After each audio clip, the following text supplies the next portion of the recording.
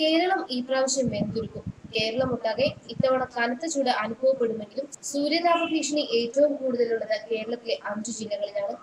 കോഴിക്കോട്, കണ്ണൂർ, തൃശൂർ, എറണാകുളം, കോട്ടയം എന്നിവയാണ് ആ 5 ജില്ലകൾ. ഈ ജില്ലകളിൽ പകൽച്ചൂട് ശരാശരി താപനിലയേക്കാൾ 2 മുതൽ 3 ഡിഗ്രി വരെ ഉയരാൻ സാധ്യതയുണ്ടെന്ന് കേന്ദ്ര കാലാവസ്ഥാ നിരീക്ഷണ കേന്ദ്രം മുന്നറിയിപ്പ് നൽകിയിട്ടുണ്ട്.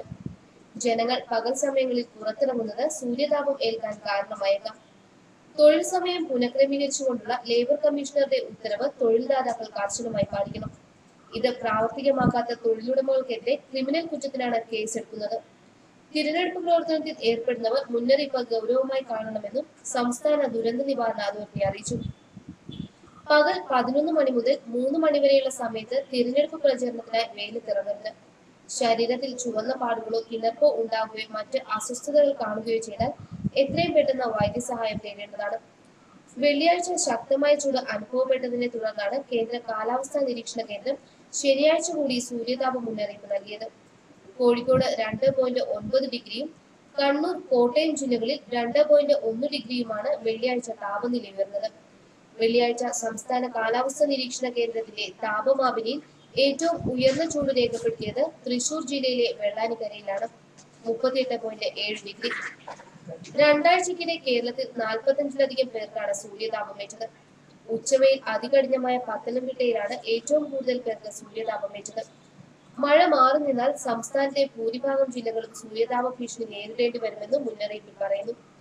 ഇതിന്റെ പ്രതിരോധ മാർഗങ്ങൾ വേനൽക്കാലത്ത്, പ്രത്യേകിച്ച് ചൂടിന് കാഠിന്യം കൂടുമ്പോൾ ദാഹം തോന്നിയില്ലെങ്കിൽ പോലും ധാരാളം വെള്ളം കുടിക്കുക.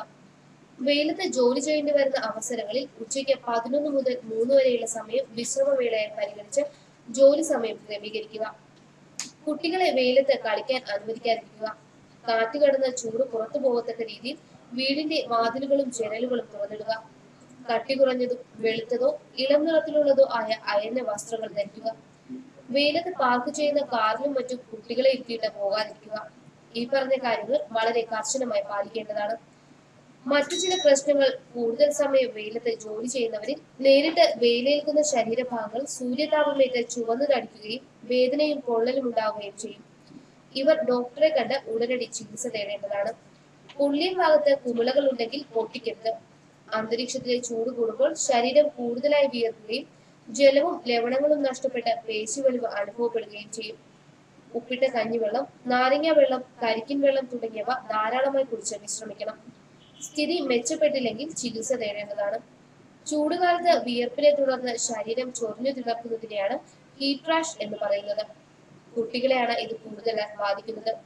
ഇങ്ങനെയുള്ളവർ വെയിലേൽക്കാതിരിക്കുകയും തിണർപ്പ് ബാധിച്ച ശരീരഭാഗങ്ങൾ എപ്പോഴും ഈർപ്പരഹിതമായി സൂക്ഷിക്കുകയും വേണം.